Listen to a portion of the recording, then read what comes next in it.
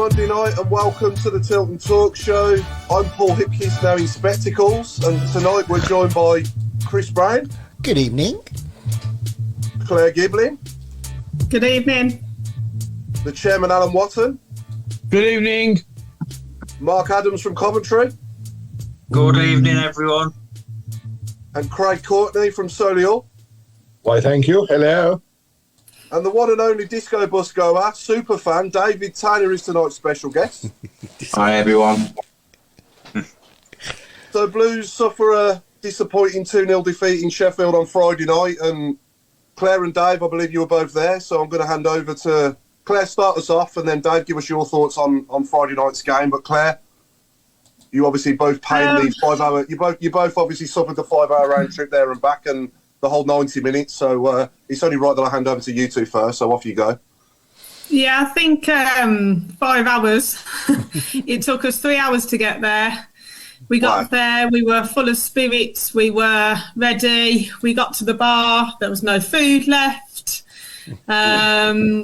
We got to a seat, and we were all like, yeah, right, everyone around us, really positive, really looking forward to it. Then we started, and between the two boxes, we are quite good. Not going to lie, I think our football between the 18-yard boxes are brilliant. I think we gave them too much respect.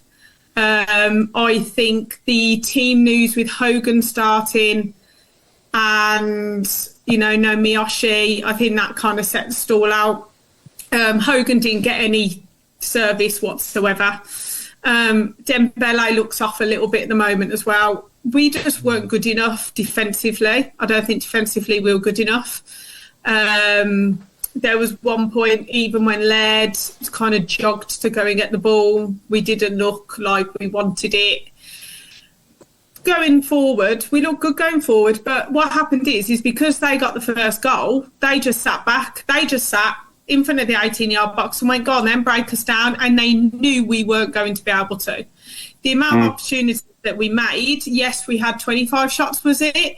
But how many on target? About 5 or something. It just wasn't good enough. Like we looked like we didn't know what we were going to do. Whenever we get a ball into the box, it's Jukovic's height, not for Scott Hogan or someone like that. We lack that clinical finish at the 18-yard box and around there. We were shooting at times when we didn't need to shoot, or passing it when we should have shot. And, I agree with Mowbray. If you're a professional footballer, stay after. If you're not scoring goals, stay after and practice. We travelled all the way down there. We were in good voice. We were really optimistic, and it's put us into a lot of trouble. I really, really worry. I think Stansfield was a massive miss in that first half. We were crying out for him. And it was just really disappointing. We went there actually full of hope. And whenever we go anywhere full of hope, we just didn't do very well. The defending and, the play between the 18-yard boxes, like I said, was first class. It was brilliant, some of the things. But they had 4 chances, I think, and they scored 2 of them. And then again, it was a crossover, and the left back Buchanan couldn't header it away. And it was just such goals. Like, we should not be losing to a team like Sheffield Wednesday. They were awful. They were terrible. What do you reckon? Do you agree? Or I hate to break it to you, but I wasn't actually at the game. Oh, I thought you was, mate. No. Night away games are still just a little bit too much for me. Okay. So I have to abstain. Obviously, I watched it, got a lot of Sheffield mates, and obviously I was in contact with all the lads and lasses on the coaches. I think Claire summed the match up perfectly. I mean, we started superbly, box to box. We looked strong.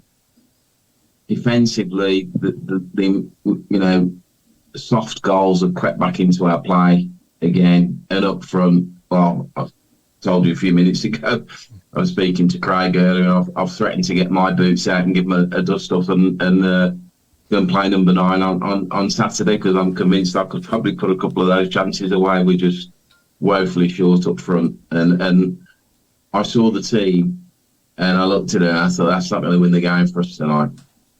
I didn't expect us to lose. I honestly thought it would be a draw, but again, as soon as we concede the first goal, especially to a team that's struggling, they just get behind the ball, frustrate us, and then we just lose our way. I mean, the second half, most of the second half, it was woeful.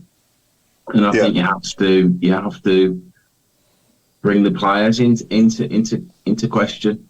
There's a lot of talk about that when Rooney was there and he couldn't get the best out of them, and maybe there were issues. Well, we're seeing it with Mowbray as well now. Probably all the rumours about sort of some of the issues that happened at training, and some of his comments. There's obviously something there, and I think all we can hope for is that we cling on in this season, manage to stay up again, and have a mass clear out in the summer, and start again. Yeah, that's the main thing, isn't it? We've just got to get this season over and done with, really. Yeah. Then, hopefully, I'm confident we'll stay up. My concern is, and I've not said this out loud, but we've survived so many seasons where we were dead and buried. This season where we had no real fears of relegation, all of a sudden it's there over our shoulder. And if you look back in our history, I'm pretty convinced that when we've had a change of ownership, we've tended to go down. Oh yeah, that's true. It's a great point there. When Weldon came in, when Sullivan and the Golds came in, and obviously the Chinese, I wasn't directly after sort of Carson took over, but obviously there'd been a recent change in ownership. So I am quite nervous about the rest of the season. Yeah. Can I ask a question? Paul, you made a statement there. Can you tell me why you don't think we're going to go down? Because I can't think of a reason why we won't. Because I think there'll be 3 teams worse than us after 46 games. Yeah. And who would they be? QPR, Rotherham and Sheffield Wednesday. Well, QPR are flying. At the moment. QPR are flying. The QPR supporters aren't talking about, we can't score a goal, because they're scoring for fun. Now, yes, Sheffield Wednesday are playing better than us, if Friday's anything to go by. So we can rule out Rotherham and probably Sheffield Wednesday because they've got too much. But all the other teams in and around us, apart from Stoke, are doing better than us. I mean, even you look. Had we have gone to somewhere like Southampton and lost 5-3, we'd have been doing cartwheels, singing, "Oh, what a great game!" But we don't. We got to Sheffield Wednesday and get beat 2-0. Now, that's. I got to be honest. I'm manically depressed by all this. I just think, here we go again. It's 12 years we've been doing this, and in every one of those 12 years, somebody has come out that bottom 3 and finished above us. Now, if they do that this year, we're in deep. Because we've looked at this week. 3 points at Sheffield and Blackburn, and look what's happened. We've got the bogeyman coming. My son when they sacked Eustace, said to me, "I bet you he manages a team against us before the end of the season and beats us." Now, I wouldn't take him on. I said, "You're probably right," and he hasn't worked for 6 months. Now he's got a job. And then the first opportunity, he's got a chance of doing that. Now, it's just superstitious nonsense, that is, to be honest. But you know what it's like. And then you got to play Sunderland then, and then we've got Ipswich to come and Leicester to come and who else? All the teams. Okay, we've got the teams around us to play, but they're doing better than us. They will look at us and think, that's our 3 points for this month, and I'm just waiting for somebody to convince me that I got nothing to worry about. You got nothing to worry about. Okay, thanks, Chris. And now I'm going to go and slip my Is it just me? Am I the only one who's confident we'll stay up? I can't see. I think we'll stay up. I'm concerned, but I'm not panicking yet. We've got a massive game in hand. Yeah. We've got Millwall. Middlesbrough's game in hand. Yeah. Millwall and for me, I think are in more of a dire predicament than we are. Yeah, well, we've always been the same. Haven't we? We always go to like Sheffield Wednesdays and lose, and then we'll probably turn up and win the next 2 games, won't we? You know, that's what we're like against the better teams. We usually do better, and you know, Sunderland at home, you wouldn't bet against us winning that. Well, tomorrow, I think. To be honest, Paul, I think we'll win tomorrow. I really do. You did say that about last Friday, Mark. So I'm not. We all said it about last Friday. That's why we all went with hope, and it was dismal. So fair play to everybody else. How did we get on against Sunderland and Blackburn at home last year when we got a better side? Do you think we had a better side last year than what we got this year? Yes, because we had Trusty, and we had Hannibal, and we had Chang. Yeah, we still got Chang. We beat Blackburn. Yeah. Eh? Did we beat Blackburn at home? We certainly didn't beat Sunderland. Whooped us good. Here's a question for you. Was Hannibal better than Jordan James is now? And was Chong better than Dembele? I know he had a bad game on Friday night, but Dembele has done all right for us this season overall. Yeah, but Chong was consistent, wasn't he? He played all over the park, and he had very few bad games. Yeah, I just thought he was a bit lightweight personally. What did you think, Dave? Chong? Lightweight for me. He's you know, there's a reason why these players don't make it in the Premier League, isn't there? They can do it, they can turn it on, but there's no consistency. And then the same of, you know, quite a few of the players we've got. You know, Dembele is in the same bracket, isn't he? You know, he can look a world beater, and then he misplaces a 5-yard pass and can't trap a ball. Yeah, I think our fullbacks are better than what we had last season. Yeah, definitely. The fullbacks just need them to play consecutive games. So. Yeah, we got the same goalkeeper, and I'll give you Trusty. Trusty walks straight into our defence now. Yeah. Just remember, guys, like we have got Ruddy out injured, Sanderson out injured. Bilic at the moment is having to play at the back because of our injuries, and obviously he doesn't trust Roberts. He's got, you know, some other players coming in. Desau has been okay. Was he great on Friday night? No. But again, new team. That Sung Ho, I'd start him tomorrow in a heartbeat. I think he's class. Dembele's been up and down. And Jay's literally running on empty because we are having to rely on him. We still got Jukovic out injured. We still got Hall out injured. That's why am I confident we'll stay up? Yes, I am. Am I nervous? Am I looking over my shoulder? I think everybody is, but we've always looked over our shoulder. Now, we've got to go in tomorrow thinking we can win this game, and it's up to the players now because it's proving that it's them. Like Dembele, sometimes on the ball, he's brilliant, but his final pass, or he will either pass when he needs to shoot or shoot and then pass.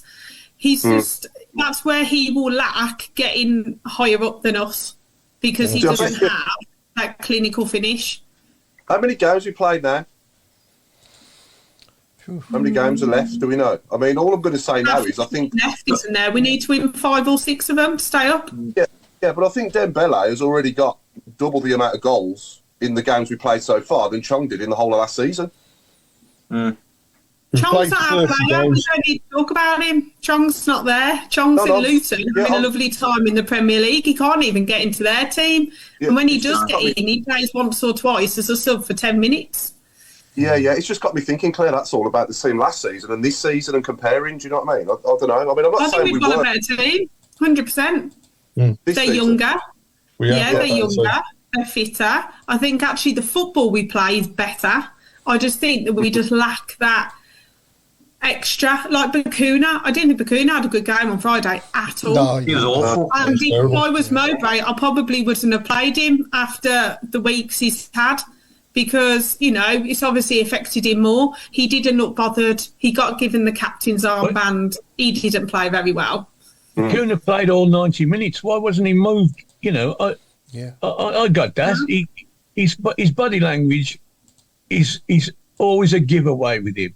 He sulks.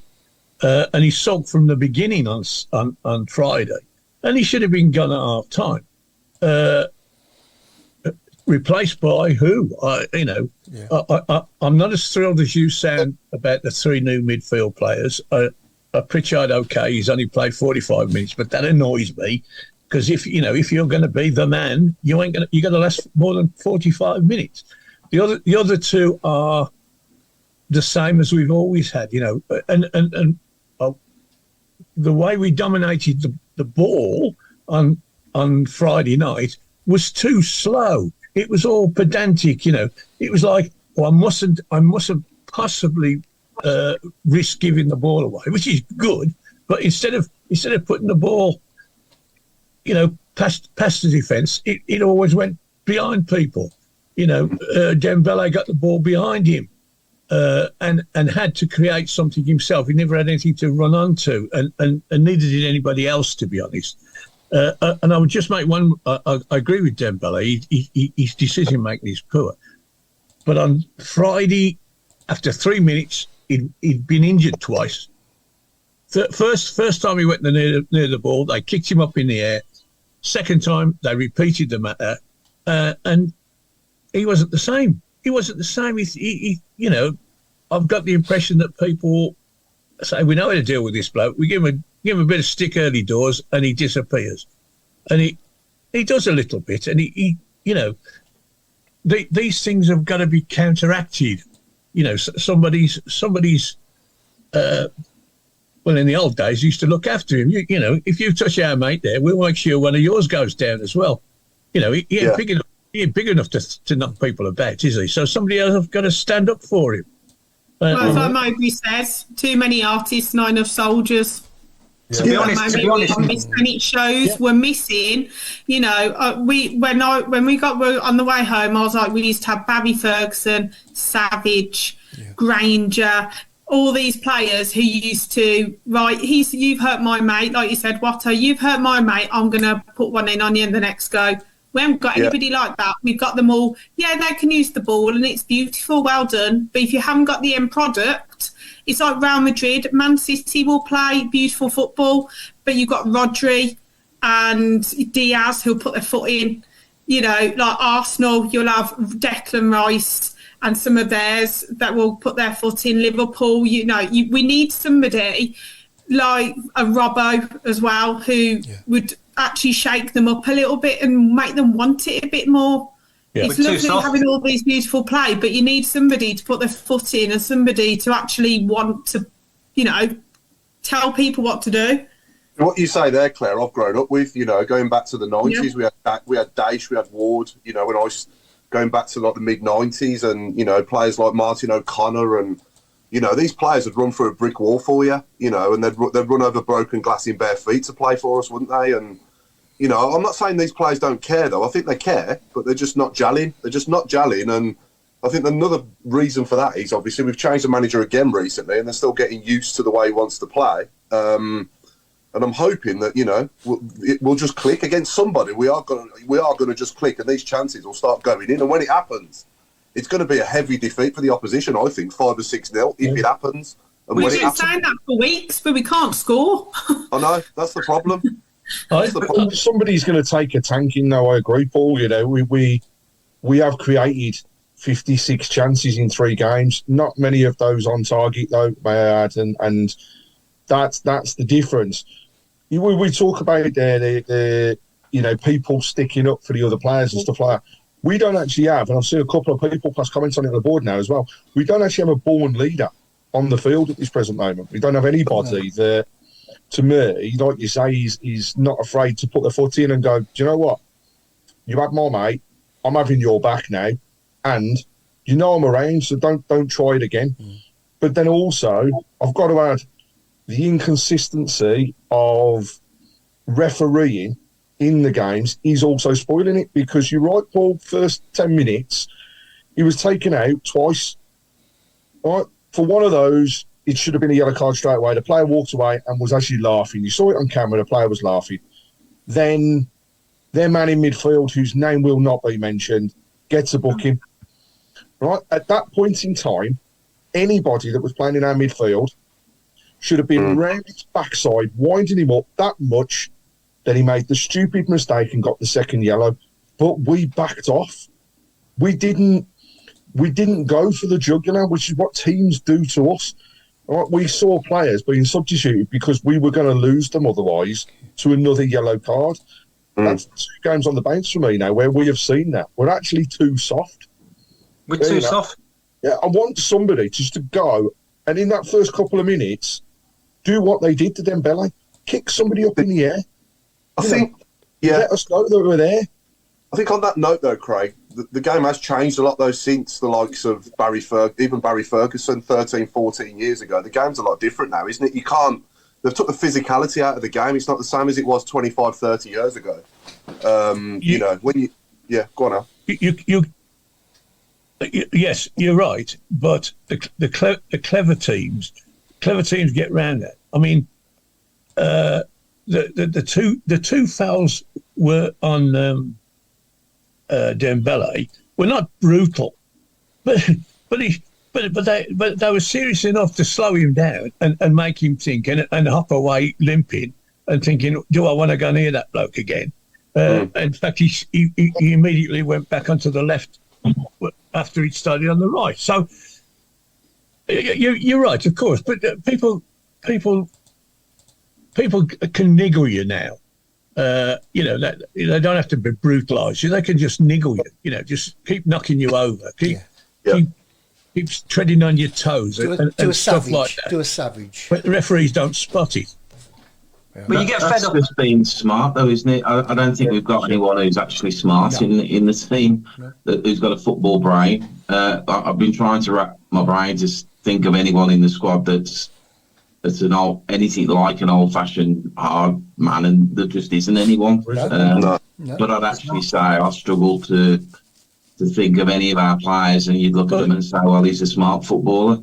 I just don't think we've got that person in the squad. Gardner's probably the nearest, but he's not clever. He's, when he kicks somebody, it's bloody obvious.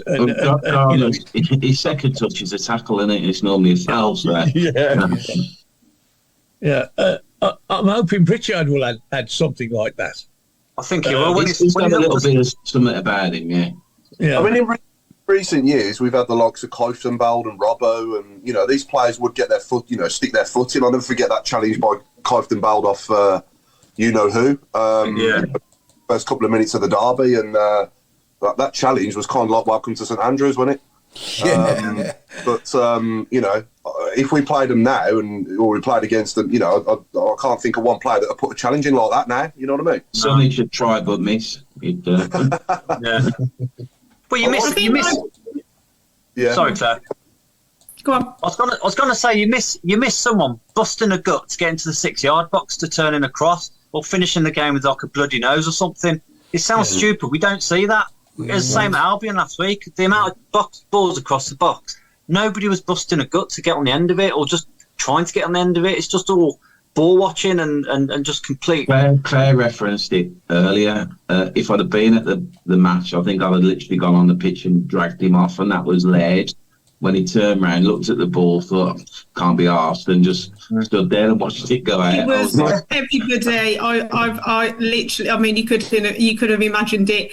We were obviously losing, and it was like Etheridge had the ball in his hand and took ages, and we were like, there's like loads of room, but what I put on was, what I noticed was, first half, all of them were coming like this, can have the ball. None of them were on the half turn. None of them were trying to make a forward run. It was, I'm coming to get the ball from you, and then I'm going to turn. But actually, I'm going to have a bank of 10 people behind me. That it was so slow, and that there was no bit like Scott Hogan tried to make a couple of runs. Everybody else faced the ball. As soon as Stansfield came on, he had someone on the half turn. As soon as that like Sung Ho was on the half turn getting the ball.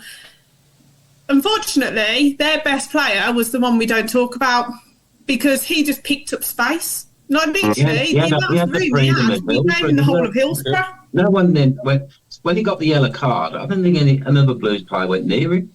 Didn't even attempt to, and this was it was so frustrating because it was so early in the game that, it wouldn't have been a case. I don't think he'd have got one straight away. But the referee would only have let things go a couple of times before he'd have had to have pulled the second card.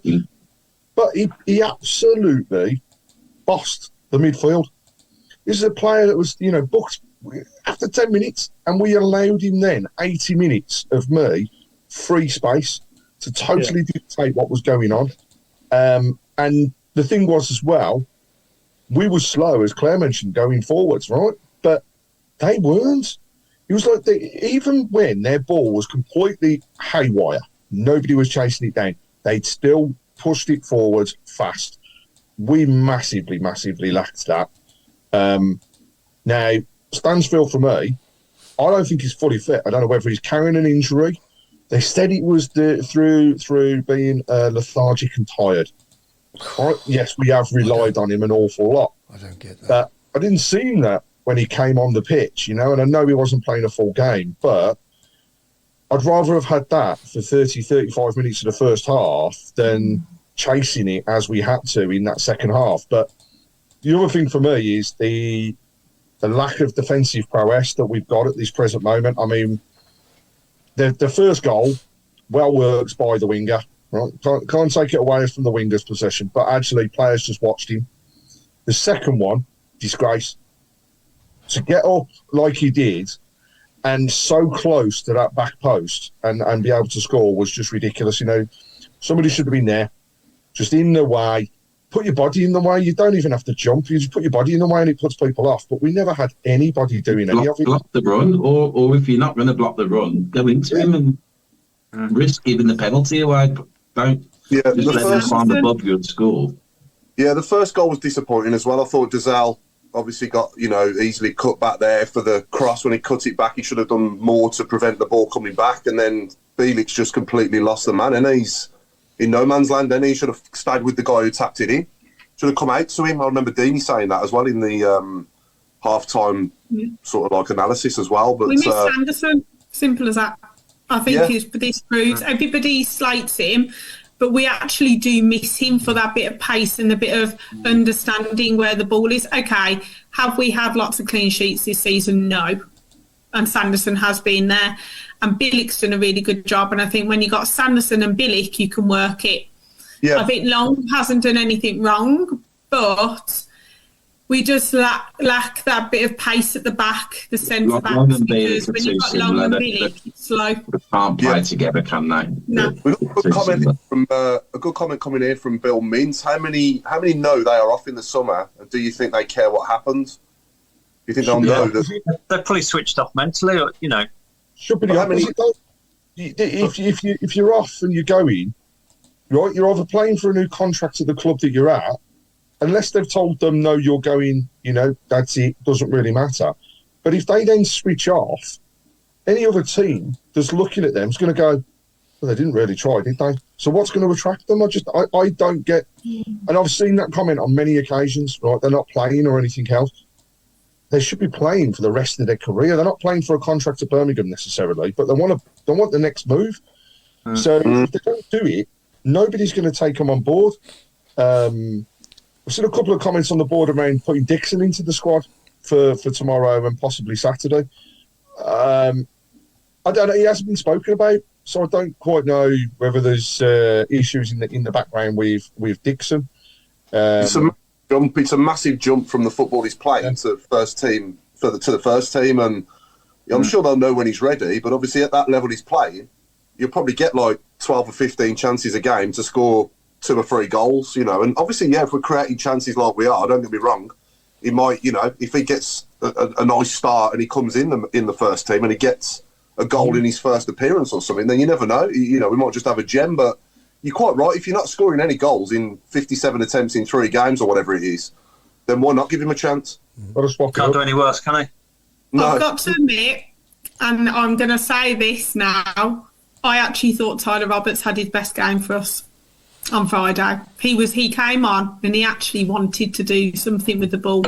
I haven't seen him do as much, and I know I'm one of his biggest critics. So I hope that, he came on 15 minutes and he was our brightest spark. He wanted it. He ran past people. I mean, I couldn't believe it when he came on about how good he was. So hopefully if he can carry that on, we might have something there.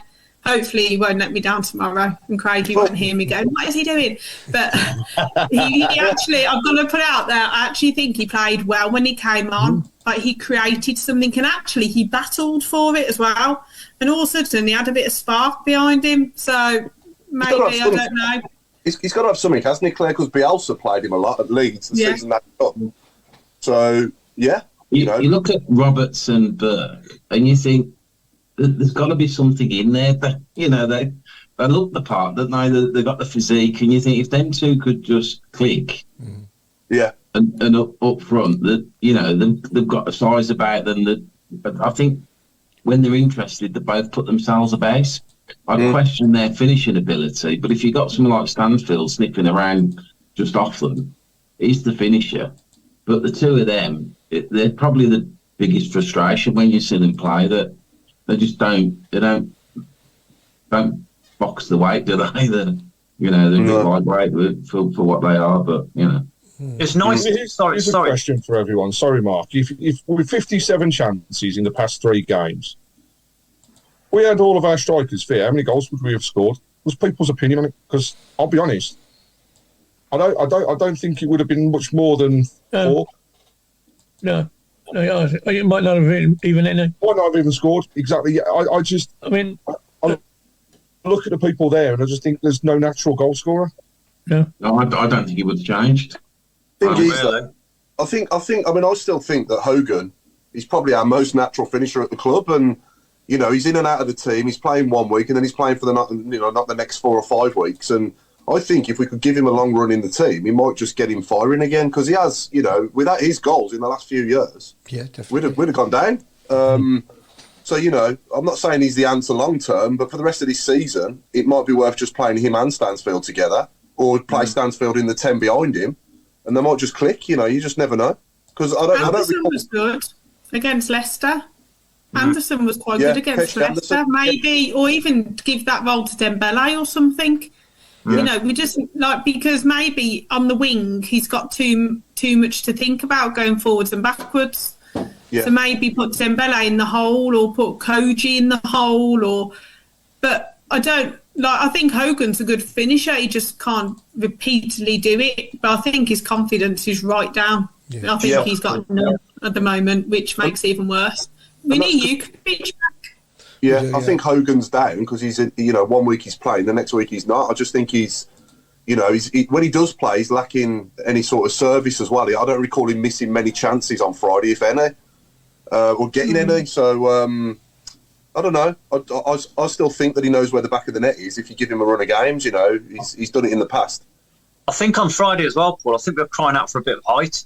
I mean, that game was made for Juke. I mean, we couldn't mix it up, so there's nothing to mix it up with. I think it's a story of our season sometimes. Bring subs on, you expect an impact, and our subs just have 9 times out of 10 zero impact. So that's got to change. The balls into the box were amazing. The balls in were Jukovic balls in, and then whenever we play Jukovic, we always then do it low. It just doesn't make any sense. And I think it generally the balls in were good. And we do miss it. Maybe do we need to change formation? Do we need to put 2 up front when Yuki comes back? Do we need to do something else? I don't know. Is 1 up front, have we got enough? Is it because Dembele's off as well? But I think Jukovic is a massive miss. We missed that big man up front to change a game or to hold it up and things like that. I know we're going to lose him probably in the... Well, at least he's probably going to finish in the summer. But for the last few months, he's been invaluable, For me, Mark, in my 37 years, I'll say, so far, watching the Blues regular, for me, the most I've ever enjoyed watching the Blues, and you're probably all going to agree with me, I'm confident, is when we've played 4-4-2. Yeah, absolutely. And I know it's a bit old school, but Gary Monk did it in recent years that season, and, without the points deduction, I think we'd have finished about 14th. So, and for the first time since the 94-95 season, we had a centre-forward that got over 20 goals in the season.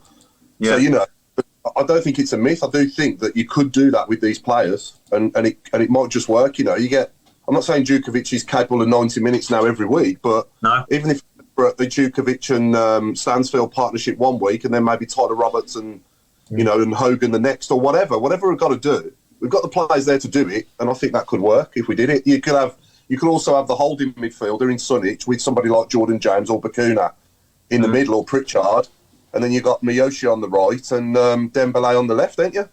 Yeah. But, Pete Taylor's actually said that, Paul, not far off. He said he'd stick Dembele behind Stansfield, put Miyoshi back out wide, drop Bakuna and start Pike. And I think, judging by the comments that have come out from Tony Mowbray today, we are not far off seeing him start, and it wouldn't surprise me one little bit if it's not tomorrow night. Yeah. Yeah, he looks a good player. Yeah. So, but I don't remember Everidge doing much on Friday night other than picking the ball out of the net twice. That's, have a lot to do. He wasn't quick enough. He just wasn't quick enough. Like, we were losing 1-0, and then he'll pick the ball up, and he would just kind of wander out the goal. And I was like, well, like, what are you doing? Like, do something to at least look like, put something into it. Maybe if you start doing that, then the others will start. But if you're just walking up to the 18-yard box and then going, oh, yeah. I mean, like...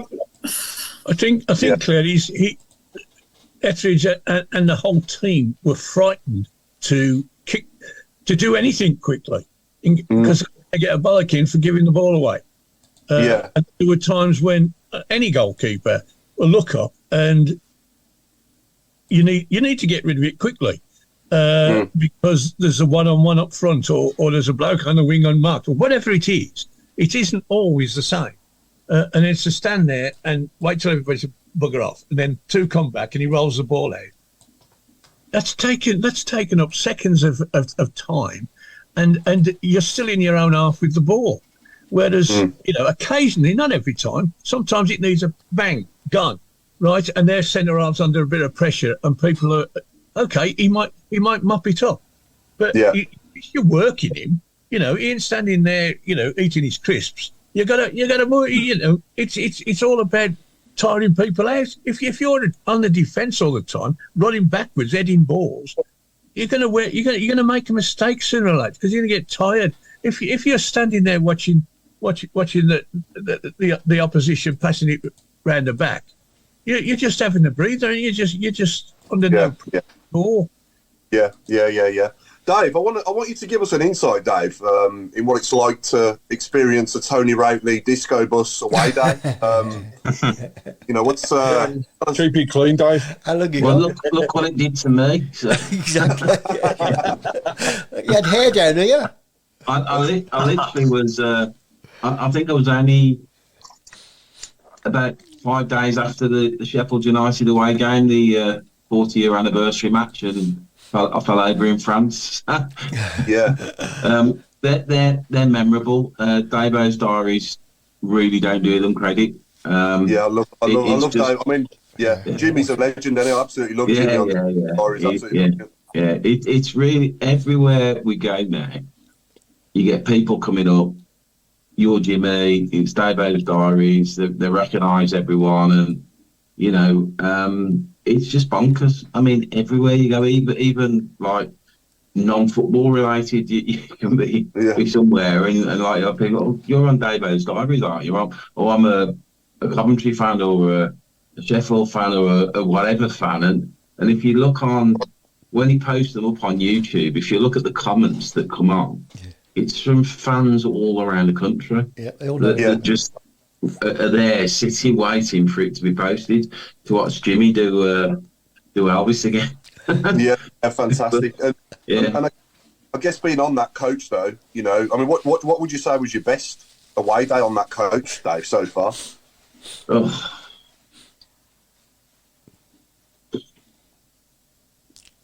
God, blimey, the same, That just tells me they're all good. This tells me they're all good.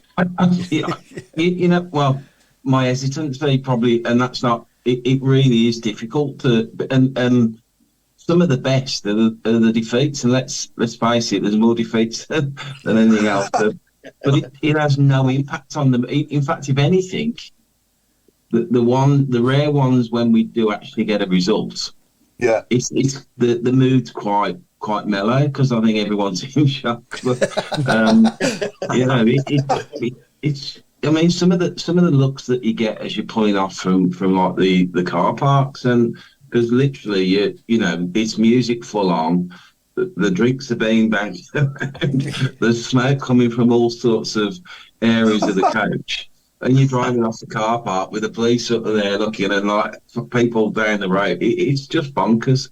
It's proper old school blues. Yeah, I love it. There's a lot of youngsters on there, but it's as close to old school away day specials and the early days of coach travel that some of us are old enough to remember. Yeah. I need to experience one myself. I would recommend it to everyone. It's really odd because my first experience with radio, I travelled on my own for years, different groups and that, and took my lads when they were younger. And my middle lad was coming up to his 21st, and I said, what do you want to do, son? Because whenever they've got a big birthday, me and whoever's, we go and have a weekend together or something. And he says, it's after my birthday, it's before my birthday, but we played Charlton away. And he says, and I've seen there's this guy that does these boat trips down the Thames for the Blues. Could you organise that? And I went, okay. I said, we'll have a weekend in London and I'll find out who this bloke is and I'll contact him and sort the sort of boat trip out. And that's what I did. He was like, do you need coach tickets? So I went, no. I said, we're there for the weekend. Went on this boat and we were just hooked. There was 2 boats actually for Charlton away. We won as well, which made it fantastic. And you actually come away and it was like, I don't want to actually just go back into London now. I want to get back on the coach. And a couple of weeks later, we played Reading away, and that was my first trip on the coach. And we were hooked. That was it then. I don't think I've been to an away game since, apart from with Routley on the coaches. And I miss it. Every game I'm not there, I miss it terribly. And it's the family as well. I mean, when I was in France, I'll play you some of the videos, but it's there's still children or partners, so I can't play them. But the video, they did a video every single away game on the coaches. They sort of did a live feed to me, and and took me round so I could have a chat with everyone. It's just unreal, and it's just incredible. It's incredible, and it just has given me a new energy in following the Blues, and it's opened up so many opportunities to get involved in other stuff, because it's more than just the football. With I call him Routley because I don't want to be nice to him, but he never takes any praise or credit for what that guy does. He always says, it's our travel club, he's the catalyst, he's the one that makes it happen, and he does so much for everybody. And we as a Blues fan community, it's not just Central Blues travel, it's the Blues community do so much for Birmingham, not just Blues fans, for the city of Birmingham. Ray Hobro's mentioned a couple of times on the board so far, and he said, we went to Bristol away, 5 coaches of Blues fans went to a Wetherspoons. Can you imagine that turning up? Yeah. And then he said, I was hoping you weren't going to say anything too bad then, but that's okay. He's also mentioned about 8 coaches turning up at the Darwin just outside Blackburn last season. Yeah. We Darwin is the local stop off for anywhere up in the sort of northwest, because it's close to obviously Preston, Burnley when they were in the Championship, Blackburn and that. So there's been some memorable. Blackpool Bank Holiday weekend was pretty memorable. It wasn't as memorable. You always know when they're coming. It was like you wait, and then you're like, right, 10 minutes before kick-off, you'll just hear noise, and it's great. And we're like, Routley coaches are here. It's great. It's just incredible. It is. And Dave, you talking about the family there, obviously. That leads us on nicely, doesn't it, to I believe the funeral of Lorraine, the lovely lady behind you there on your background. I'll step back a bit so people can get the full view. see how beautiful Lorraine, There we go. who was sadly taken away from us just over 3 weeks ago now, left a massive hole in our family at Central Blues travel, but just Birmingham as well. Lorraine did so much for justice for the 21 as well. That's where I first knew Lorraine. That's where I first met her. As someone who was a big advocate and supporter of those causes. But, then when I started travelling with Tony, she was a big character amongst the travel club. And for someone who was such a slender lady, not even a Brummie, she's from Greater Manchester, I think. Yes. Bury, but either Bury or Stockport, can't quite remember, but Greater Manchester. She's as passionate as you could get a blues fan. And Brummie, and she was a big player in helping organise the coaches, the away days. Always someone that Tony could rely on. We could all rely on. I've actually got a piece. Tony asked us to sort of do some stories, memories of Lorraine. I'm really proud. I've actually got a copy of the draft for the order of service. I'm not going to show it, but I'm really proud. My sort of memory of her is what's been chosen to be put in the memory service. And it just sums up Lorraine. I'll give you a flavour. It's just, she just knows. She's just one of these people that just knew that you were down, knew that you needed something, and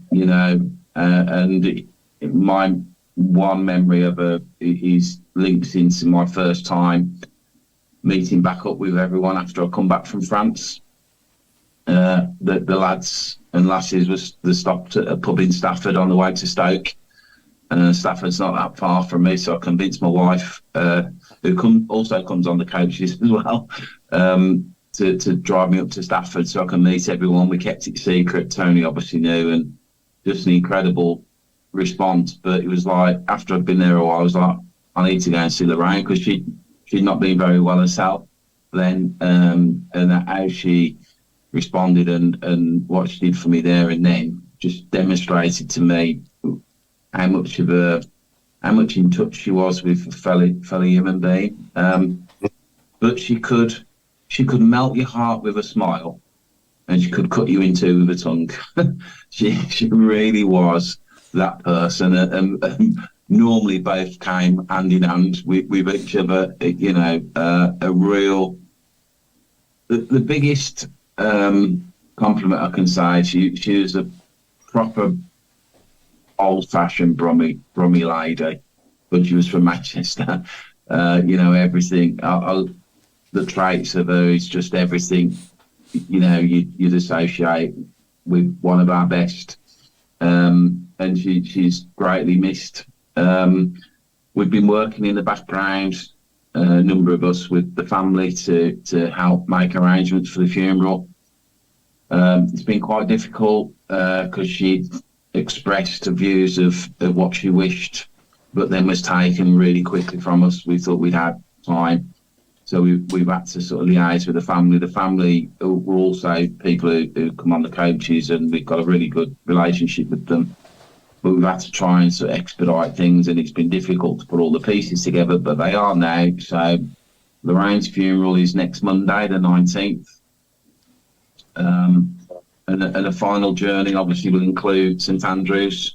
So the hearse will leave the family home over in Northfield around about 10:30 next Monday, and expected to arrive on the car park at St Andrews by about 12 o'clock. So an appeal really to any Blues fan that knew Lorraine, or any Blues fan that wishes to come and pay their respects, make the way to St Andrews and the car park for about 12 o'clock next Monday. We'll obviously, give her a massive Blues send-off. She'll depart St Andrews about 1 o'clock to go to Lodge Hill crematorium for the service, and then after the service, the wake will be held at Diggity's St Anne's on Ulster Street, which is the sort of natural home of Central Blues away travel. Lorraine used to work there and support sort of Trudy on match days and other events as well. So it just feels fitting that we involved that, and it's what the family wanted also. So it'll be a long old day and afternoon of celebrating the special lady. The order of the days, blue shirts or football attire, we're going to actually run coaches for the Central Blues travel mob to get from St Andrews up to Lodge Hill and back, and we're actually going to run it like an away day. There'll be beer, there'll be music, and a football card to commemorate the special lady. As I say, all people are welcome at St Andrews. We want as many people as possible. Obviously, it's been done in conjunction with the club. The club have been fantastic as always in helping support what's needed, and the Blues community again. We've reached out, we've ran various raffles, football cards to raise funds, and there was a GoFundMe, still is a GoFundMe page. I think Tony pretty much plasters social media with that most mornings. It's a big expense. Funeral arrangements, unfortunately, these days. But as always, the Blues community, the Blues family have stepped up and done their bit. All we ask is if you feel you can support in any way to contribute towards the overall cost of the funeral, the GoFundMe page is on social media, and if possible, I'll send it through to Chris, and if you guys can share it on your page. I think Tony's put it up there a few times. And also, I did a social media post yesterday with the funeral arrangements on. So again, I'll send it to Chris, and if you can post that up there as well so people can see it. And again, a thank you to you guys. As always, reached out. Just thought it would be a good way of reaching out to as many Blues fans as possible by coming on tonight and making people aware of it. And as always, you accommodate and your support's first class as well. Really, really thank you from me and everybody at Central Blues. Yeah, no, it sounds like you got some great stuff planned for her to give her the best possible send off that you can, which is fantastic. Yeah, it's going to be a tough day, but we've got to make the day a positive celebration of Lorraine's life, because that's what she would have wanted. If not, she'll be coming down to tell us so. Oh, definitely. We'll go make sure she has the right send-off, we will. Absolutely. And for everybody listening, I have just posted the link to the GoFundMe page. If anybody has any problems, let me know, and I'll get it posted after the show as well. Excellent. Yeah. Anyone tuning in tonight expecting Stephen Carr, by the way, sends out his apologies. He was unable to join us. You've got the Irish flag and I'm bald, but I can't do the Irish accent. So, you lift the cup as well, Dave. I wish. I'm hoping that we can rearrange with him for another time soon instead of tonight. Unfortunately, he's had to cancel tonight. So we're nearly hitting 7:30 already. Craig, have we got anything lined up tonight? Squad game or anything like that? Or squad number game? Just before that, I've got there's a little bit of a competition going on as well. So if anybody wants to win one of our mugs, which I'll paste over now, one of their mugs. So I've got 3 wiki pages, clips of them. If anybody can get all 3, email me, admin@tiltontalk.com. Well, let's see if any of our panel can get these as well. And you'll win a mug. Simple as that. Will we Mark? No, we don't want Mark. Hey. Oh dear, oh dear. Can I have the money? Hey? I'll just. You put them up. I'm going to put them up on the screen now. I'm going to put them up now. Here's the first one. If any of you lot know on the panel, shut your gobs. Shut up, yeah. Okay. So there's I'll paste them up during the last half hour anyway, so give everybody a chance now. So that's one that's gone up. Right. He didn't play. He didn't play for Blues. Oh, they all these played for Blues. They all played for Blues. There's 3. So there we go. So that one, And that one. Okay. Ooh. So what I want all 3 players. Email me at admin@tiltontalk.com. There you go. Simple competition. Rightio. Back to you. Talking of simple competitions then, Craig. Squad number game? I have got a squad number game indeed, and Here we go. we should have a bit of a challenge today because the Meredith isn't here. So, Oh yeah, he's enjoying Mardi Gras. So yeah, Mardi Gras, yeah. Another person who's ducked the show and sends on his apologies as well because he's too busy enjoying Mardi Gras. So, Is it Mardi what? I know, yeah. What sort of excuse is that? Where's he gone for that? Brazil. Is it New Orleans? New Orleans. New yeah. Orleans. yeah. Okay, right. Okay. Right, He's so the probably squad, he's been watching the NFL as well, hasn't he? Yeah. of course, no harm in that one. Silly people staying awake until 3:30 in the morning to watch it. Right, so squad is 2009, 2010. Okay. And again, as always, I've got a couple of numbers that Hang I'm on. intrigued. Sorry, Craig. Let's fill Dave in. What we do, Dave. Craig's going to name a season now, obviously 2009, 2010. He's going to give us some actual squad numbers from that season, and we've got to try and get the player that wore that number. Easy. I have been. You've done this to me before. My memory line is shocking. So if it's not Bobby Hatton, Frank Worthington, or Trevor Same as Francis, me, I don't know the answer. So the first squad number that I'm after is squad number 17, which I can tell you was taken twice during that particular season. The second number that I'm after is number 24, only used once. And then finally, squad number 28. So it's 17, 24, and 28 of the 2009-2010 season. It's tough, isn't it? Was one of them McSheffrey? No. Good start. Was 17 McFadden? No. Even Was any of them David Bentley? no. Okay, that's me out. Was any of them?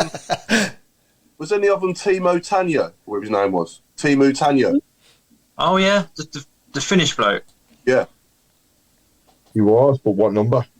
17. That's to me. 28. He was 28. That was a pure guess. That's a good one. So 28 was Timo Tanya, and 17 was worn twice. Tiny. 22 was worn twice. 17. Oh, was it? Meredith's on the chat. Is it? His band, Oh, for God's sake, can't get him away, can he? Can't get away from him. Espinoza. Espinoza is one of the 17s. It's the biggest Espinosa. And Michel, the Spanish midfielder. Yeah. It is. Is this coming from Meredith? Because if it is, Yeah. we're banning him. Yeah. He should be. He should be. Mardi he should Gras have a- obviously not enjoyable. I yeah. know, yeah. He's got this massive hat on and he's dancing around while he's answering these on his phone. Well, you've What else? got both of the 17s. You haven't got the 24. And do you know what? Because Meredith's on there, I'm chucking in 27 as well now. 24 and 27, 09, 10. Yeah. What about was 24 Vigneault? No. What about what's the other number? 28. 27. Was 27 Vigneault? Gregory 27. Vigneault. It was indeed. Good knowledge, Mr. Adams. There you go. Was that the He's French on guy? Google, Back he into the is. box. Yeah, he gave away a penalty at Forest in the cup. I've never forgiven him. They missed it though because I didn't chop it out of the bar. Meredith Remember saying that? Jay O'Shea. Jay O'Shea was 24. Oh, come on. We have got to ban him. He was 24. Honestly, I mean, I wonder. I mean, he's definitely not Googling when he's on here with us. It's unbelievable. He's just like a machine, and he's like a squad number game machine. Well, he put the blooming numbers on. yeah, that's true, yeah. That is true, Al. That is true. All right, we'll make it a bit more interesting then. So, top goal scorer that year was Cameron Jerome. How many goals did he score? Taking into account this is league only and sitting on Wikipedia. I'll go 11. Oh, God, this is too easy. It was 11. 11. How'd you know that? Go on. See, Dave, we just sit here, Dave, to be honest. Yeah, so I've does got me. a clue what Fair, I'm doing, the mate, instant, so the don't instant worry. number in my head then was 11 for that, but I hadn't got the balls to say it. Lee Bowyer also scored during that season. How many? 6. 4. 4. Not 4, it's Five. not 6. 5. 5. It was 5. And then the final one, James McFadden. Higher, lower, or the same as 5? Higher. Fire. Higher. Lower. 8 or 9. Lower. 7.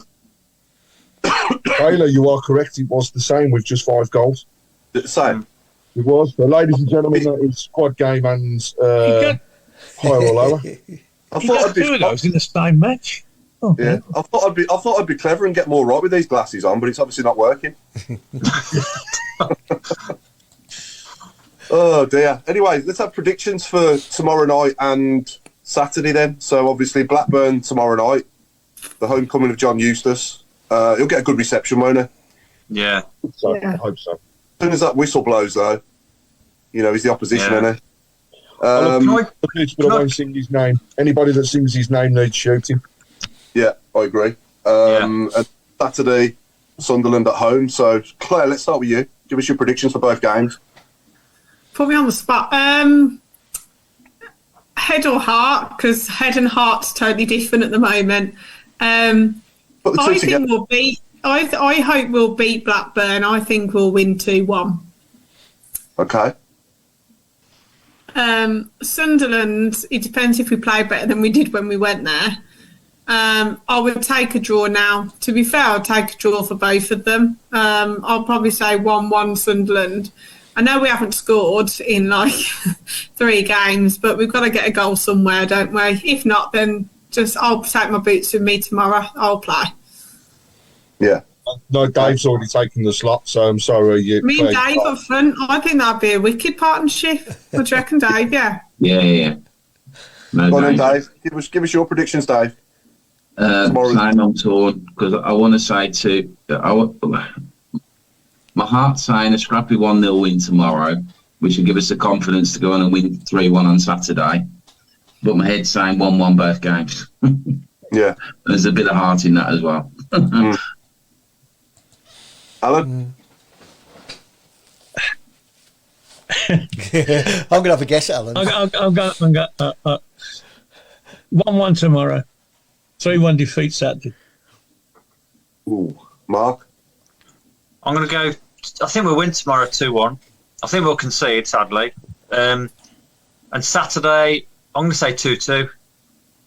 So Okay. win tomorrow. Craig? Well, I'm going to keep you positive. I think we'll win both games. We'll get a scrappy 1-0 tomorrow night, and it will be scrappy. But then on Saturday, I just fancy us to get a couple and not to concede. So I'm going to say 2-0 to Blues on Saturday. It's February, the first midweek game of February tomorrow, and I'm doing this from memory, but I can remember since I've been living down here, I watched that game on the television, and it's been Millwall 2 or 3 times, and various other people of no importance, and we've lost every one. It's just this cold February Tuesday night, and I'm actually going to turn up tomorrow because I'm visiting Birmingham for 4 days, which might change because I've watched all these midweek games on TV in the past 10 years, but I'm actually going tomorrow, and that might improve our chances because I actually haven't seen us lose at home this year. So that's why I'm getting very. That's why I'm saying 1-1. I'm very hopeful. Yeah. Chris? Yeah, I'm going to be positive as well. I'm going to go for a couple of 2-1s tomorrow Okay. and Saturday. I think we'll draw tomorrow night, 1-1. and I think we'll win on Saturday 3-1. And I'm saying 1 to them because it's going to be Joe Bellingham. Yeah. Is he going to get stick on Saturday? Probably, yeah. Yeah. I hope not, though, because No, I don't think he deserves it. he deserve it. No, He doesn't. You could argue that between him and his brother, they saved the club. So, you know, the Bellingham family as an overall, for me, will forever live long with Birmingham City. And the message board, so we've got Jim Tony saying 2-1 to Blackburn and 2-2 on a Saturday to Sunderland. Ray Hobro, Blues to get a score draw tomorrow and beat Sunderland 2-1 on Saturday. Nigel Mann wants to know, instead of singing Eustace's name, can we sing You're Better Than Rooney? Michael to anybody. You can do that to anybody, yeah. Michael said Blues to win 2-1 against Blackburn and 2-2 on Saturday. Paul McCarthy says 2-0 tomorrow, and 1-1 Saturday. Lilypad, 1-1 tomorrow. She thinks we'll lose 2-1 on Saturday. And last one that I've seen is Mark Lightwood, 2-1 to Blues tomorrow and 2-0 to Blues on Saturday. Wagner's there tomorrow, isn't he? Yeah, he said he'll be there tomorrow. I think. And then I think Jude will be there on Saturday because he's injured, isn't he? Just in time for the Blues against Sunderland. Yeah. Well done, Jude. Question from me for everyone and everyone watching. What if everyone's fully fit? We've got our whole first team squad available to us. And I appreciate we haven't seen much of some of the players yet, especially the likes of Paik and other players as well. But what's our best 11? What would be our best 11 if everyone is fully fit? Oh, that's a tough choice, Dave. I've forgotten what our best 11 is. Yeah, well, I don't think we've ever played our best 11. We haven't seen our best 11. Seen it. That's what I'm asking. What is our best 11? I'd have Pritchard in there, Paul. Straight away, I'd have Ruddy in Pritchard. goal. Ruddy in goal, yeah. Laird right back. Sanderson. Long. Billick. Felix centre half. Buchanan. Yeah. With James, because he was exceptional on Friday, and Sung Ho. So you'd have James Holding, would you, in a 6 rather than further forward? He played further forward Friday, didn't he? He was in the 10. Yeah, well, he's the only one that ran forward that time. He was that man. Yeah. Miyoshi and Pritchard, and then probably Stansfield. That would be mine. I wouldn't go too much different to that, to be fair. I'd probably have Long in instead of Bielik at centre-back. But yeah, other than that, I don't know. It's debatable whether Drama should go right back as well, really, because he's a good player as well, isn't he? I like Laird, though, so Laird would always... Yeah, I like Laird. Yeah, I don't think we can go wrong with either of them, to be fair. I think they've both done well for us when they played. But, Can I ask everyone a question, though? You know, in the summer, when we have a revamp, would you keep Bielik as centre-half, or do you reckon that's just temporary? Would you go out and buy a brand-new centre-half? Yeah. Definitely. I think we need a new one in each position. I'm not going to we need a new goalkeeper. But we're going to have the whole spine, Claire. It's the whole spine of the team. Yeah. Drame, I'd buy him straight away because he can cover you in every position at the back. I just think we need to get rid of the people who we've been 17th with for 4 seasons, basically, because I do think, though, that we will need to understand that it will be a brand new team and we will need time to gel. And it's not just going to be we're getting rid of everyone, and then we're just all of a sudden going to be miracle workers and top 10. Sorry, Al. Is there anybody in the 15 that are out of contract that we would keep? I think that's an easier question. Sunic is the only one, isn't he, really, that's got a chance of getting a new contract. Roberts, maybe. Djukovic, maybe, with Djukovic and Roberts, would they have a chance? I don't know. We're not Roberts. Do you think Duke is finished? Yes. Come summer? I wouldn't have any of them just because of what Claire says. They're too used to the mediocrity of what we've been. Yeah. Amen to that, yeah. Yeah, we need to move on, don't we? But we need a fresh mentality. We need a winner's mentality, don't we? What they need to be doing is drawing up the targets and go early. Clear out as soon as the last game's done. Clear out and bring the new players in quick. Yeah, and of Get a course full the season pre-season. starts late as well, doesn't it, next year? So we should, in theory, have more of a window and opportunity to gel a team before we do get to kick a ball in anger, as they say. Mm-hmm. But people say a lot of the frees are ready, aren't they? So a lot of the free, like, you know, a lot of the players that are on 6 months contracts now, you know, kind of be, obviously you can't make like actual contact with them, but you could start the ball rolling as such. As soon as final whistle goes, that's it. Wouldn't surprise me if deals aren't done already. You know, I have the belief that they've already been very, very, very open around the summer in terms of what we're going to do, and I think it's being that open is probably an opportunity to excite people early doors, and it really wouldn't surprise me if we haven't had conversations, got people lined up, and they might even know, you know, some of those people coming through the door already. It'd be brilliant to do it for a change and actually do it early. The thing is, in football in general, I mean, a lot of people are saying we need leaders, and there's not many leaders in football now, is there really, as a whole? I mean, you think back to let's go back to 96 when Trevor first took over. He signed Steve Bruce, Gary Ablett, Barry Horn. Them three players there were leaders at their former clubs, and they were captains as well. You know, we signed three at once, but I can't think of one now realistically that's a leader like that as an example that we could get. I mean, the only one realistically that we might be able to prize is Johnny Evans at Man United. I don't know how long his contract's going for, but I can't see them keeping him beyond this season. And he's like 36, 37. He could come in for us next season and be a brilliant captain for us for next season. But I don't know.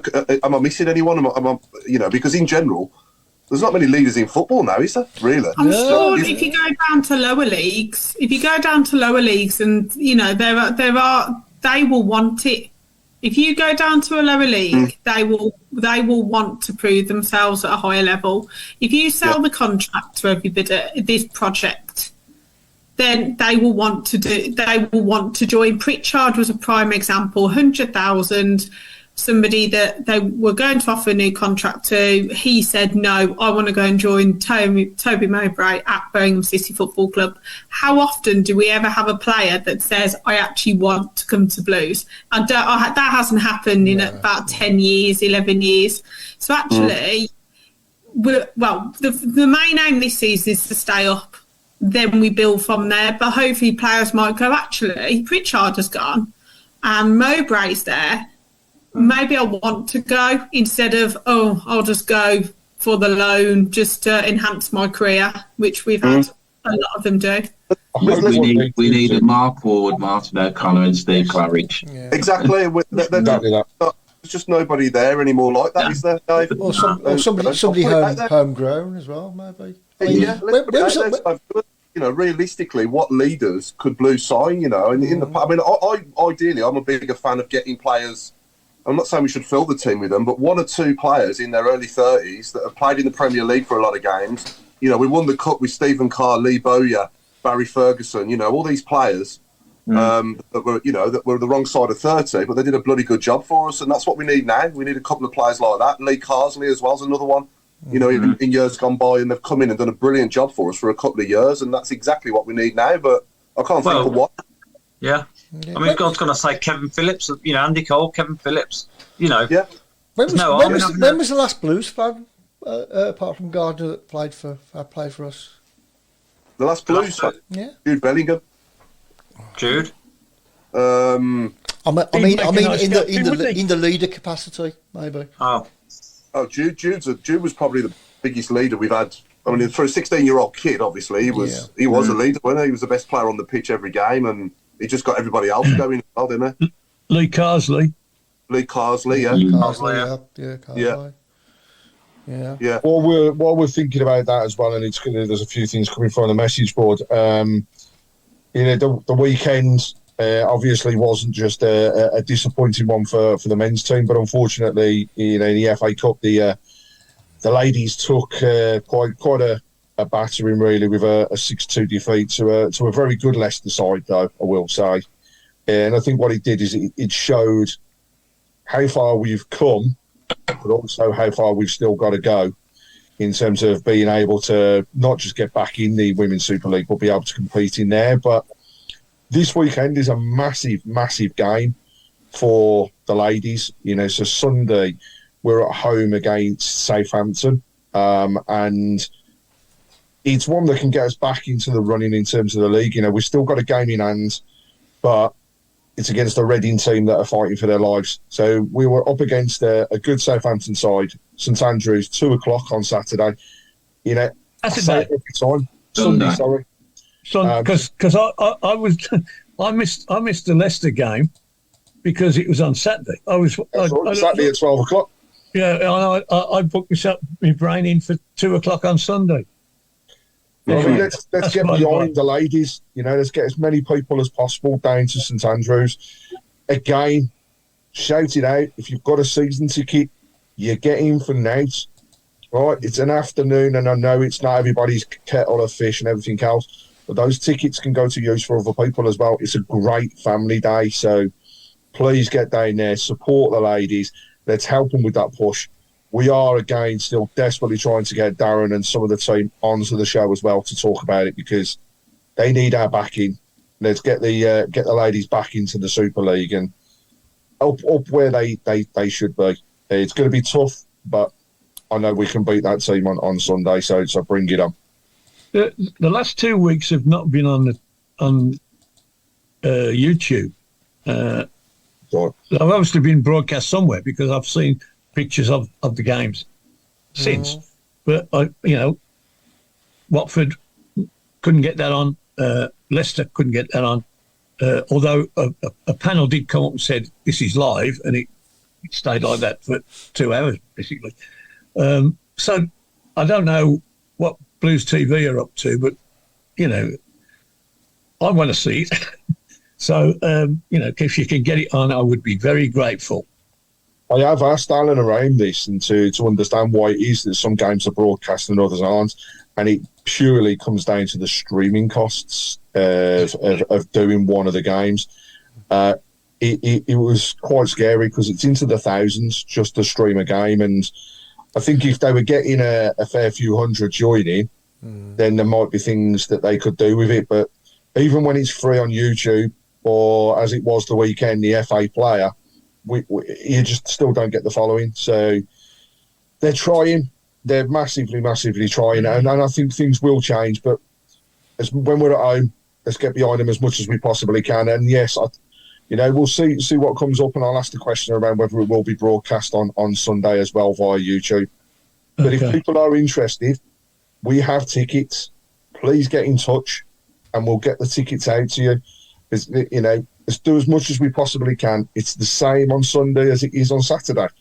There are group discounts for footballing clubs. There are free tickets for schools and social clubs and groups. So please, please, please take advantage and let's get as many people as possible down to St Andrews. It's a shame because, I used to play women's football, and we used to kick off at 2:00.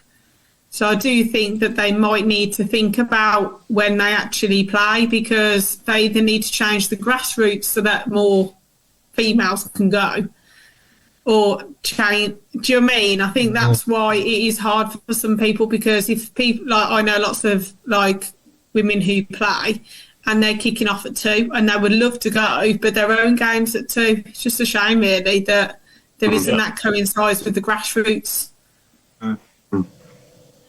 And I think are we close to selling out for Sunderland on Saturday? We sold quite a few tickets up last time I saw, I think, haven't we? I think it's going to be a decent crowd. I don't think we'll last time I saw it, they were saying it was about 1,800, but that was the back end of last week. So, that's good. Yeah, that's pretty good. I think it will be great for a sellout. I think it'd be absolutely awesome, And pretty far off there. 1,800, mate. Left. 1,800 left. Oh, that's good. I thought you meant 1,800 going. Well, Tom Wagner said he wants people down there. He wants the noise. He wants to hear what it's like, and this is our opportunity on Saturday to. The Old Boys Network has been in place, so anyone who's got access to the discounted tickets has done so and got them to the old guys that haven't been for a number of years. I know quite a few Yep. They haven't been for a long, long time. They're going to make their first trip to St Andrews again on Saturday, which is great. Excellent. Really good. And do we think the upper Gilmerry could be open, Craig, or what was that?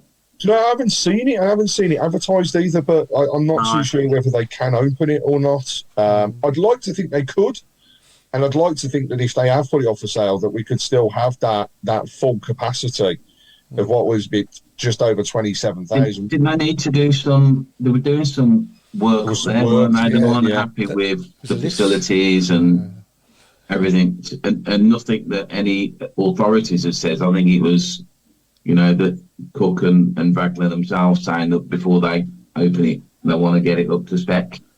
Any more good comments or questions on the shout box, Chris? There's quite a few actually. I'll just mention that one about the Anything on YouTube as well? We got there's hundreds. Okay, I'll read you this one. You might not like it. I've got to say, apart from Watto, you lot took some rubbish. I think he's probably aiming at it, Craig. Probably. None of our. Who was that from? Was it from Acre Anchor?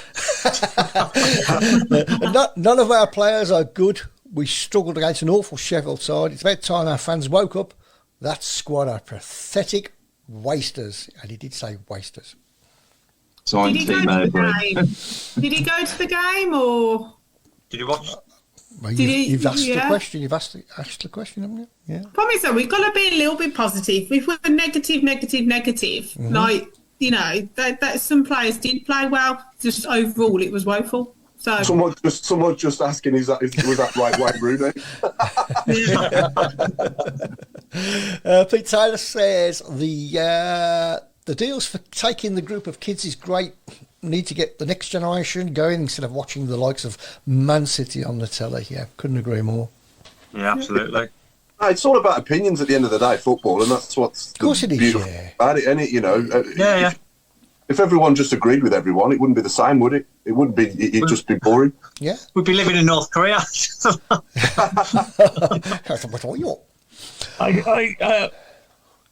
I did point out in my report on Friday, which still hasn't hit the airwaves yet, but we can hope.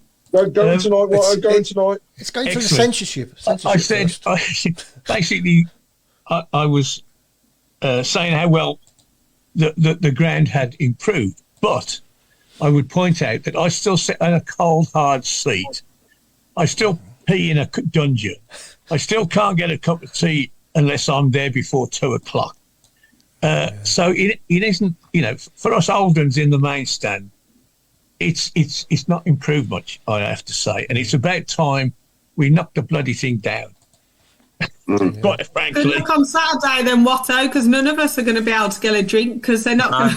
We haven't had a full ground, and even before they opened the lower, it was fine. They opened the lower Tilton, you can't even get near a kiosk in the upper Tilton now, and then Saturday, you're not going to get a chance. So 15 minutes into the game, it'll be empty anyway because everyone will start queuing to get a drink. Yeah. Well, don't forget, if you want a decent coffee, Garrison Coffee are also there. So grab a drink from Lee. Is always good for the cappuccinos. Yeah, definitely. Yeah, absolutely. Definitely. Well, it's going to be an interesting remainder of the season, shall we say that? And, you just hope that we can gel at some point and Tony Mowbray can get us playing the way he wants us to. And I think we are playing the way he wants us to, but we just need to defend better and start to be more clinical in the final third. And if we can sort those two things out, then we'll have no problems. But I say if, don't I?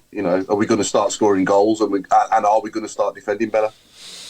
And if anybody knows these three players that I've put up as well, let me know. I've had a couple of emails, and so far one person has got one. So really? So there's a couple of messages on the shout box. There's talking about, obviously over the past couple of games, there's been a lot of vandalism and damage to cars. Now that was published, and a lot of people have really shouted about it, and the club have taken notice. So there is some secure parking that they have advertised ahead of the games. So if you haven't seen it, head over to the club's website.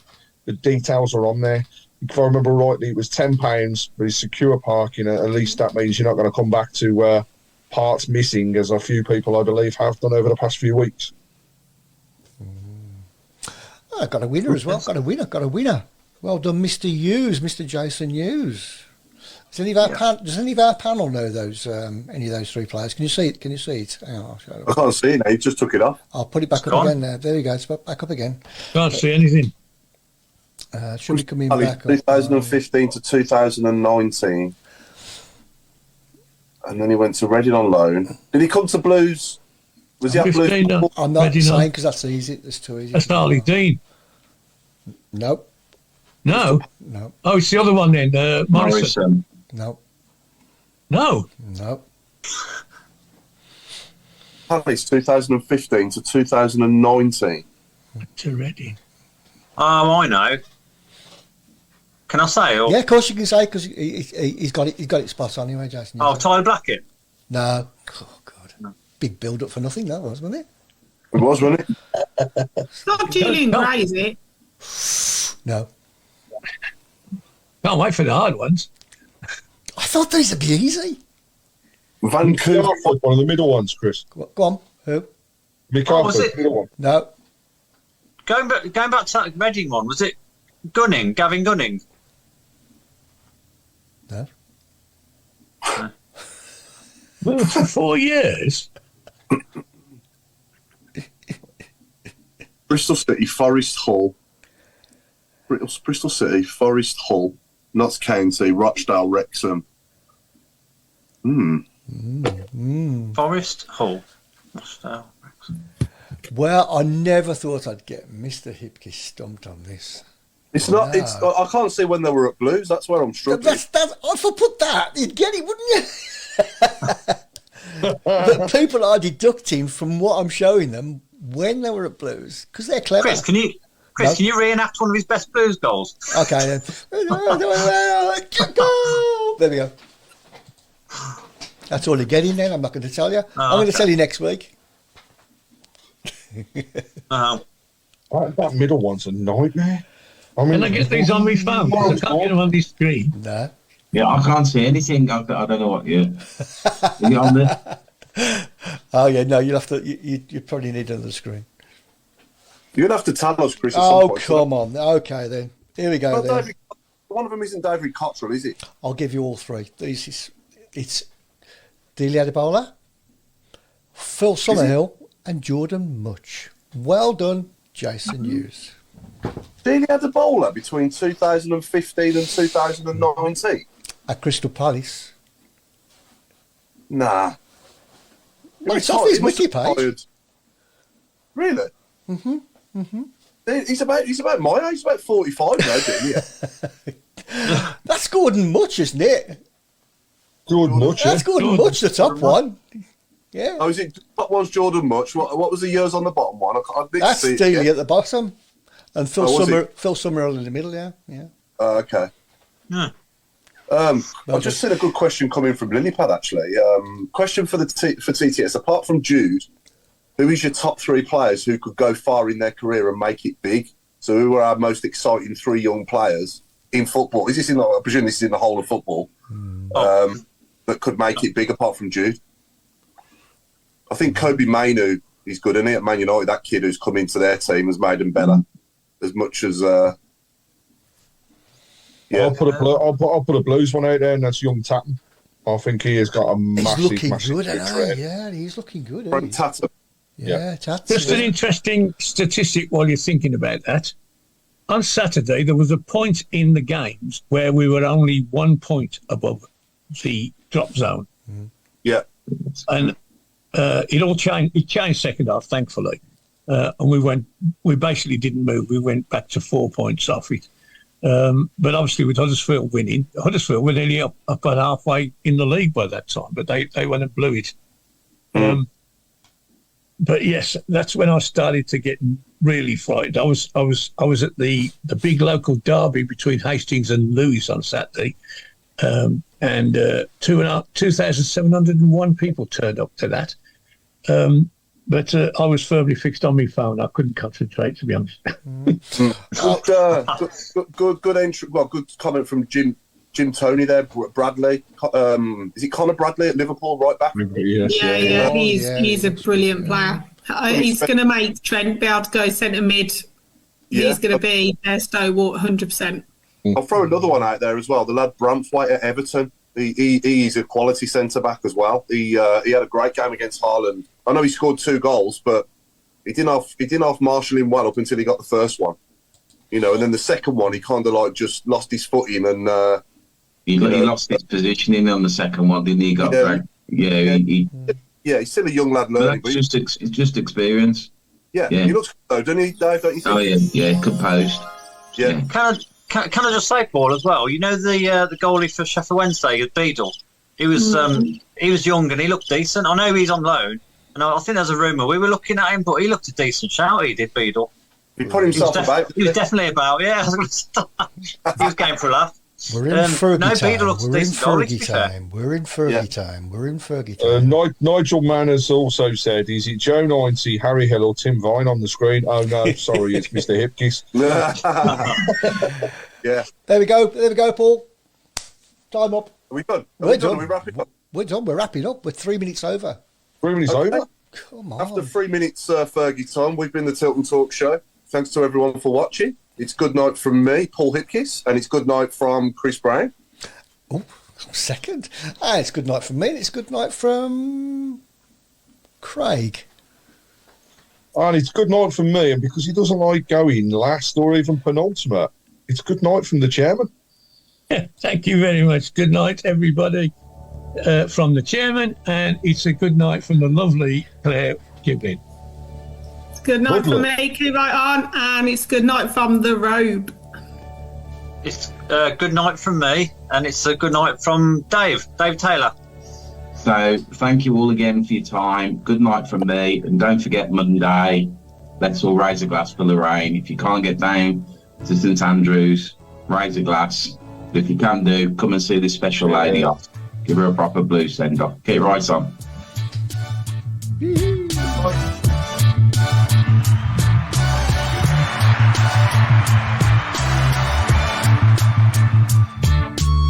Have you got a friend yet? Well, funnily enough, no. But I'm working on it. You can be damn sure I'm working on it. There will be your friend. How we Cheers, mate. takeaway on Saturday? Oh, my takeaway was lovely. Pineapples in your current? Hey? Was it pineapples in your current? No, it's potato. Potato current? Definitely went off though. No, it was a biryani with potatoes and all, I've kept a few to talk to.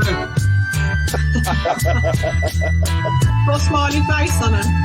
Yeah. My Enjoy the grill. Enjoy your grill tonight, mate. Oh no. You have to be grilled to be kind. Oh. I better slop out after this.